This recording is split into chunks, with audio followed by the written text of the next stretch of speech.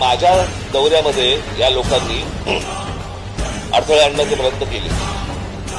उद्या जर माझं मोहोळ उठलं ना, त्यांना निवडणुकीला एकही सभा पण घेता येणार नाही.